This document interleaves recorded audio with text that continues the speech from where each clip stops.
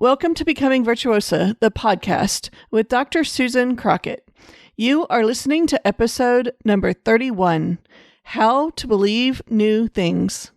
This is an interview with fellow certified life coach, Janet Cagle. And this episode is dedicated to Janet's husband, Steve, who has seen her through all the crazy. Welcome to Becoming Virtuosa, where women learn to love their lives. Do you find yourself frustrated by society's expectations? Looking for practical advice on how to discover your talents and level up your life? You found the right place. Here's your host, U.S. News top doctor, robotic surgeon, and certified life coach, Dr. Susan Crockett. Hello, my virtuosas. I'm your host, Dr. Susan Crockett, and you can call me Sue because today I am not doctoring. We are just having girl chat and hopefully going to bring you something useful and encouraging to you in your own journey towards personal growth and enjoying your life. I'm so excited to be able to talk with you like this, and I hope you're having a great day. It is a beautiful sunny day in Texas, and it has been over 100 degrees here for the past month, and in the last 2 days we got some rain, and then it has just been absolutely beautiful, like in the 80s, 90s, just lovely. So I am just soaking up the sun and loving it. I've got my little dog Ollie behind me on the chair as I'm podcasting as always. Ollie's always sitting here, and he's loving the cooler weather too. He's really shaggy and cute right now. For those of y'all who haven't met Ollie, Ollie is a Bichon. He's the happiest little, sweetest go-lucky dog you've ever met. And he is my faithful co-podcaster, my faithful co-host. All right. So today's show, I'd like for you to welcome Janet Cagle. Janet is one of our coaches at Virtuosa Coaching. She's one of the most uplifting, positive people that I know. And she's got over 35 years in the corporate world of financial services. And although she's not talking about that specifically today, what she brings to the conversation about believing new things is all of that experience. Plus she's been through marriage, divorce, life-changing diagnoses, and major surgery. She's managed people. She's launched and scaled businesses.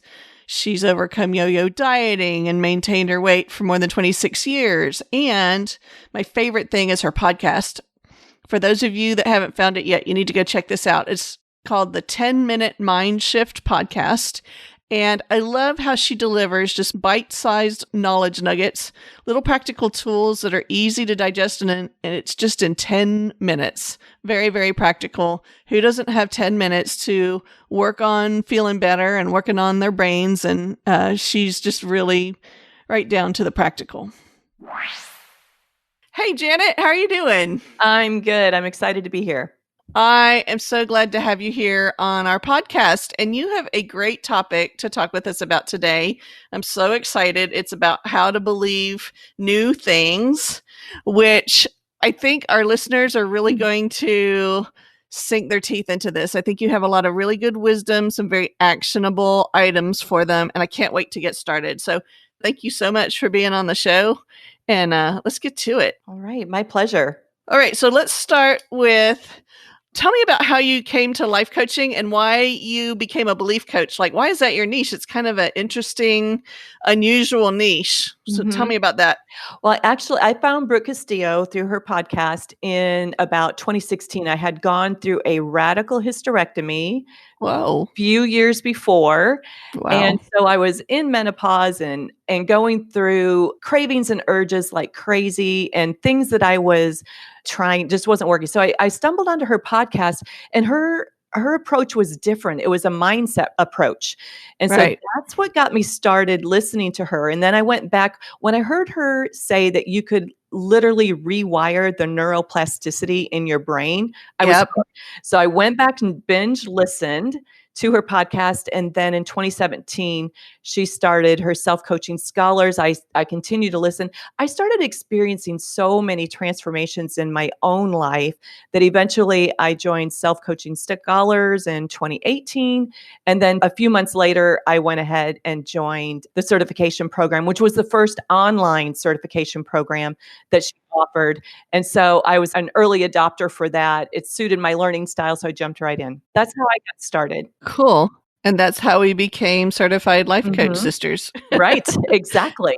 So the very first exercise in Self-Coaching Scholars was her concept of believing new things. So that was the very first exercise that I did in Self-Coaching Scholars. When you joined, so she has a curriculum that's monthly and it changes over the years, but it happened to be the month that you joined, it was about believing new things, and you were like, oh yeah, this is awesome. Yeah. And originally, what's interesting is I thought when I first saw the title, I thought, well, I've been following her for a couple of years now, and I've really done a lot of mindset work. I've had several transformations. So this one doesn't really sound like it's going to be an area of opportunity for me. So yeah, I got this one. Yeah, I can hear it. exactly. Like, how many times have I done that with this brain work? Oh my gosh. It gets worse.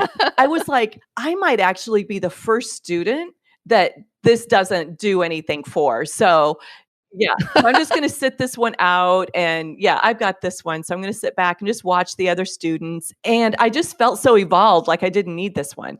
And so March 12th, I was sitting in my cubicle working for a financial institution, and an email hit my inbox.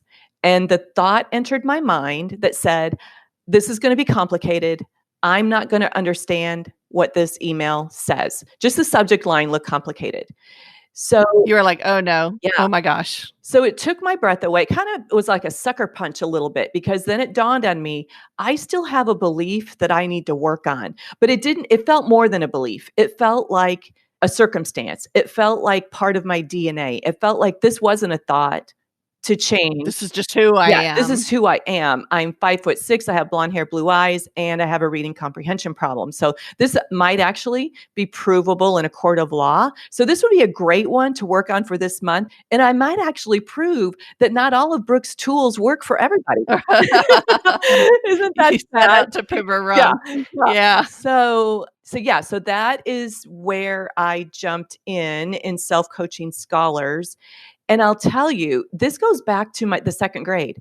I remember sitting at my mom's kitchen table and reading a couple of paragraphs of a book, and her asking a few questions, and I didn't know the answers to the questions. She would get frustrated. I would get frustrated. She was wanting me to read and comprehend so bad, and I was wanting to, but wanting to didn't make it happen. And so it became kind of this thread sewn into my DNA of who I was. Teachers knew it. They said it to me all the time. Math was hard. Things were more difficult for me in school, I remember. But so this was more than just a belief. This was like, I really do not read and comprehend well. And so I thought this would be a great one to challenge. If I can up-level this belief, because here's the thing, I was also very successful. Right. You were in this financial institution having a business. So I'm sitting here going, this isn't really jiving. It doesn't match, right? I'm in compliance. I'm in risk management. That's my job, is to read and comprehend regulations. And so here I am sitting there with this belief that I don't do it well, that that's just who I am.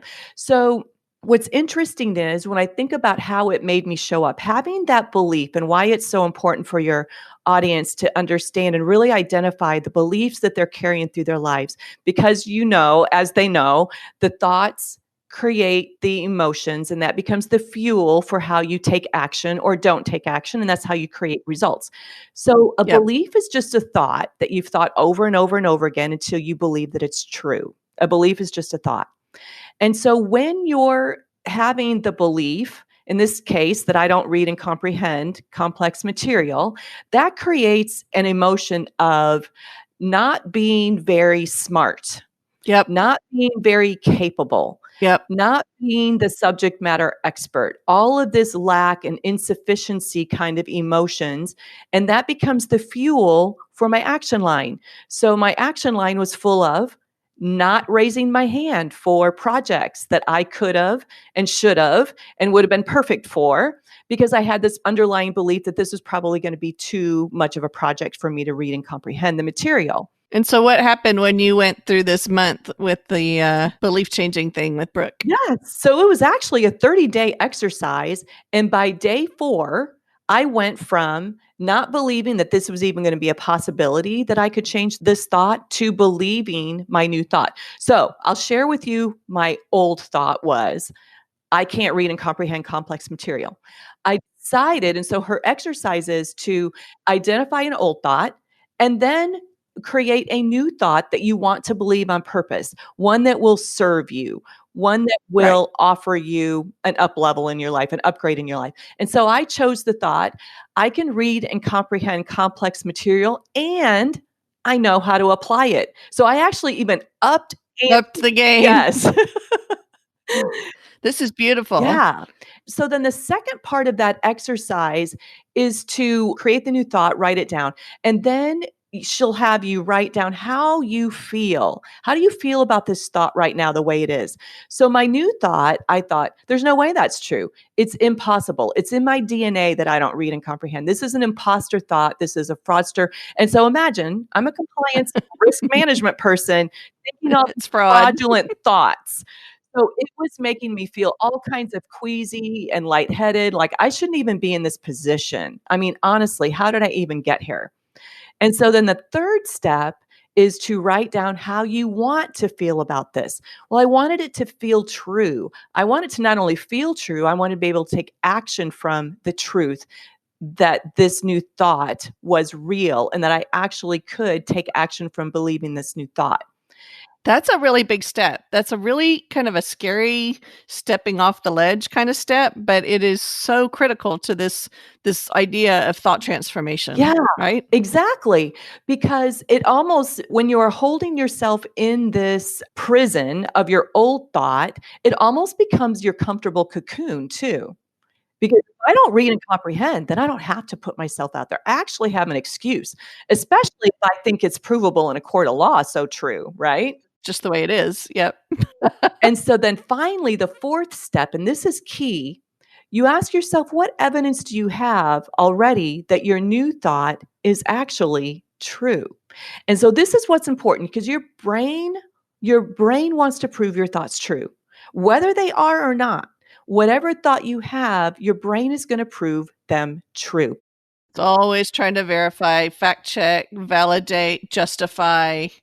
Yeah. Yep. It's very powerful that way. Yeah. So you get to be the one to decide which thought to prove true. So the first day it was like, there's no way this isn't possible. There's no way this is true. I have zero evidence that this thought is true. I have so much evidence building a case for this thought, this old thought to be true, and my new thought just fraudulent. So you do this for 30 days. So the second day, I didn't really have that much of a difference in what I was thinking and feeling about this thought. And I really didn't come up with that much evidence.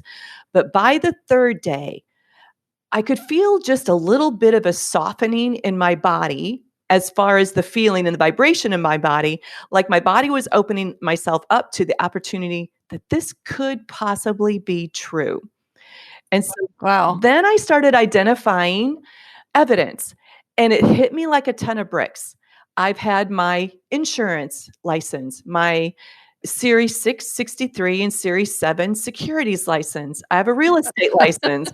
I am CRCM certified, which at the time that I got my certification, there were only 260 certifications in the United States at all. And there were over 1,200 people who had sat for it. So it was a very limited number of people who had ever sat for the certification. It's kind of likened to the bar exam for attorneys or the CPA exam for accountants. It's the CRC. And you had done this. I did it the first time, around 88%, no problem. I clearly know the information. So clearly I have all of this evidence in my brain that I... But you had to go look for it. Mm-hmm. That wasn't top of mind until the fourth day when I asked myself that question, and it just flooded me. And, I got very emotional. I'm kind of getting emotional thinking about it now because when you've lived your life, and I think so at the time I was probably 57, 58 years old, when you've lived all of those years thinking that you don't read and comprehend, as blue as my eyes are, I didn't read and comprehend well. Golly, that is It's wild. nutso. That is wild. Nutso. It's nutso. By the fifth day, I get an email in my inbox and I look at it and I'm like, I am totally ready for this email. My new thought was, this is a game changer. I can Golly. totally read and comprehend That's this so good. material. And not only that, I know how to apply it. That is just amazing. What a great story. Yeah. That's incredible. So let's review the steps for our listeners because they probably each have their own thing that they believe about themselves. Like, what are some examples that you see in other fields? Like, I can think like, oh, I'm just chunky. Mhm. I'll never be thin, right? That's a really common Yeah, one. I'll always be fat. What are some others? I'll always be fat. Money slips through my fingers. I'll never have the kind of money in my bank account that I want to have. I'll never get the promotion. I'll never meet the man of my dreams. I see people, It's a big one. seeing Such a big other one. relationships and looking at them in awe, thinking that they won't ever had that for them. And that breaks my heart because I know that the difference between where they are now and where they could be is the thoughts that they are thinking, not the actions that they are taking, not what they're wearing, not the makeup, not even what's their thoughts. It's their thoughts, because that's changing everything about how they feel, and it changes how they show up, and that is what's creating their results. So exactly. So let's start at the beginning. So the first thing in this whole sequence of how to believe a new thing is to start with identifying the old thought, the thought that you're like, wow, that's not what I want to think. And it seems like a circumstance. And I'm going to challenge my listeners, if you're going to become your virtuoso selves, like, seriously think about what thoughts you're telling yourself in your brain that may be critical or just not true, or that you just want to make different. So we're going to start with that. And then Janet, go over the steps for us. We're going to do a worksheet for them, right? We're going to upload a worksheet for them to download on this. Yeah, I'll send you a workbook that you can put in your show notes and they can click on it, and it's free. It's amazing. Thank you so much. Okay, so step one, then after you figure out which thought you want to work on is... Then create the new thought that is a variation of that thought, but create the new thought that you want to believe and you want to prove true. Okay, create the new thought is number one. And then number two is... write down how you feel about this new thought. Okay, and number three is... write down how you want to feel about this new thought. And then number four is... start looking for evidence that your new thought is true. Cool. That's so awesome. Yeah. Now, when you do your training, you also put another layer on top of that, right? Yeah. So I have the 10-Minute Mind Shift podcast, and my second episode, I jump right into possibility thinking, because whatever you think, you are right. Yep. And so possibility thoughts are kind of taking you from that current thought, that old thought, and you're looking for possibilities that your new thought could actually be true. So, okay. So I got to tell you, this is my jam. Like, I always joke about how I'm a terrible life coach. I don't do the coaching, I do teaching, because my desire is always to get to the fix. Like, I'm totally in the, how do you get from the broken thought to the good thought, and how do you fix it? I'm a surgeon. So like, how do you fix it as fast as you can? So for those of you that have been listening to me for a while, the first 7 or 8 podcasts were on the transformation tool. What Janet is talking about here on possibility thoughts is what we call ladder or bridge thoughts in that series. And so it's the thoughts that get you from where you are to where you want to be. But Janet's got a different, fresh way of talking about it. So go ahead and talk with us about the possibility thoughts and how you teach about that. Yeah. So where all of us start, whenever we're trying something new or become aware of a thought that doesn't serve us, we all start in the area of impossibility. So identify that impossibility thought and then flip the script and you change the plot forever. And so challenge that impossibility thought and then finally create possibility thoughts. So here's what it sounds like. When you are flipping the script, you're going to ask yourself, what are some ways that I can? What are some ways that I am? What are some ways that I do? And what are some other ways that I can? So what you're doing is you're sending your brain on the hunt for possibility, because impossibility rises to the surface of our brain, rises to the right away. Very easy. Yeah, it's just like waiting underneath the subconscious, waiting to be able to pop its head up. So When you start challenging your brain that way, that's when you really flip the script. So I have a great example. So a lot of times when people have never been a runner before and they're maybe having thoughts that I'm never going to be a runner for whatever reason, here's how you're going to challenge that old thinking. What are some ways that I can become a runner? What are some ways that I am becoming a runner? What are some ways that I do what other runners do? What are some other ways that I can do what other runners do? So it might sound something like this. And all you do is you add "it's possible" to the beginning of the statement. It's possible that I can put my running shoes on every day. And if you do that, Oh, wow, that's cool. I like that. very minimal, right? Yeah. It's possible that I'm becoming a runner by educating myself on the benefits of running, by joining a running group, by getting a running partner. This list can go on and on forever. But it's possible that It's way. possible. Wow. It's possible that I run at least 2 minutes every day. Who can't run 2 minutes every day, right?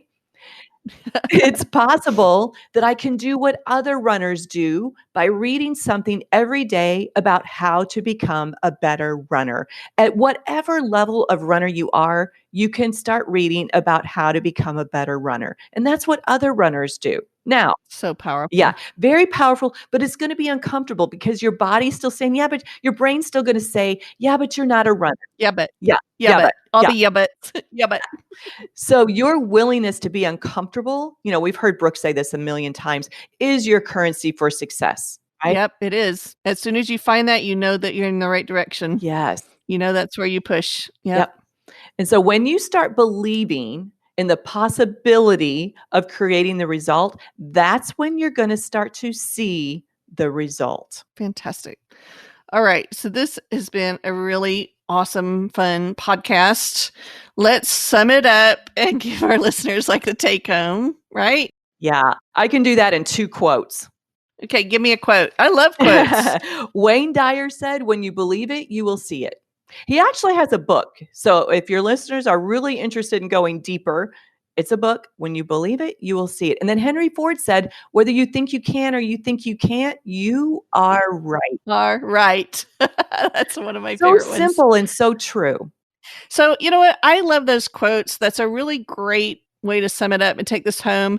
Before I got into life coaching and understood this thought work, I always thought that when I listened to Wayne Dyer, and I didn't really get deeply into him, so I totally misunderstood it, but I thought it was kind of that name it or claim it thing. Like if you dream it and say it, then it'll magically appear. And it wasn't until I got into this level of thought work where I understood really the depth of it, where it's not name it and claim it. It's change your thoughts, change your feelings, change your behaviors, and change your results. It doesn't mean that everything's just going to come magically to you. Right.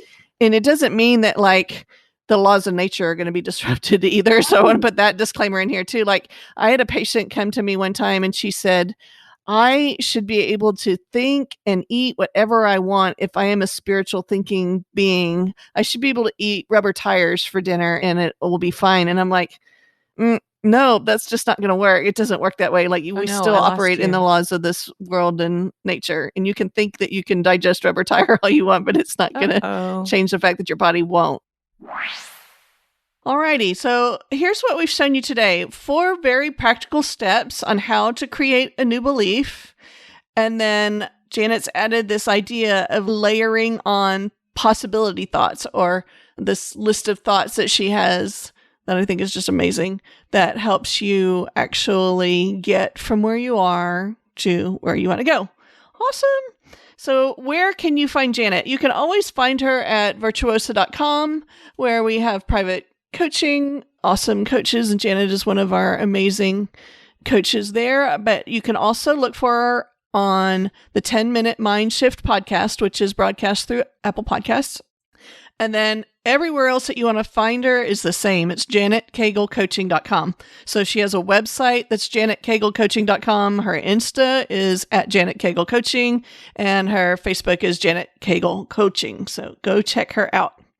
And in case you were wondering what we're listening to and reading this week, I got a lot of stuff this week. Like she had some and I had some. So what we're listening to, she's totally into Taylor Swift. I think we mentioned this album before. She has her new album Folklore out. And the thing that Janet was talking about as we were talking about why she's listening is, you may not always agree with Taylor Swift, or you may not love her voice, or maybe you do, but she's definitely talented, and she's so authentic in what she does that it's inspiring. And her new album is just beautiful. So take a listen in there. I'm actually listening to an older album by Ray LaMontagne, Gossip in the Grain. I've been listening to the whole album. It's kind of my favorite melancholic, indulgent album. I've been having that kind of a week, just kind of melancholy. And I just love how soulful and raw his voice is. Really beautiful music. And then the other thing I've been listening to is the Cologne Concert, which is a jazz album, probably the most famous, most downloaded jazz album of all time. It's piano jazz. It's an impromptu concert by Keith Jarrett. Amazing recording. And I found that through a podcast that I'm listening to, this new podcast that I found called Cautionary Tales. Have y'all heard of it? It's by Tim Harford and Pushkin Industries. And it just started over the last couple of months. And the episode in which he talks about the story behind the Cologne Concert and Keith Jarrett is called, I think it's episode 7. It's called Bowie, Jazz, and the Unplayable Piano. So if you're a fan of music, or even if you're just interested in hearing the stories behind the scene and some of these other venues, then this is a great one. I recommend it. What Janet's reading, she's reading a really interesting book called The Motivation Myth, How High Achievers Really Set Themselves Up to Win. And that's by Jeff Hayden. We're putting all of these links in the show notes, by the way, so you can just go to the show notes on virtuosacoaching.com/podcast, or you can go on Apple Podcasts and find it, or anywhere you listen into your podcasts. And Janet's watching on Netflix a movie called Defending Jacob, which is a heroic, epic movie about defending. So check it out, y'all. Check it out. Next week, I'll be talking with Lisa Becker, and she's going to talk about 5 steps to stop binging. So at first, when I heard this, I thought, well, I'm not a binger, or I don't know if many of my listeners are bingers. And then I thought, well, maybe it's not just about binging food. Like maybe this isn't just about eating disorders. Maybe this has to do even with like Netflix, maybe binging. I don't know. We'll see. Be sure to tune in next week when I interview Lisa Becker. It's going to be fun. Okay, my virtuosos, have a wonderful week. Love always, Sue. And I will see you next week in episode 32. Have a great week. Thanks for listening to this episode of Becoming Virtuosa. If you want to find out more, come check out virtuosacoaching.com. That's virtuosa with an A, coaching.com. See you next week.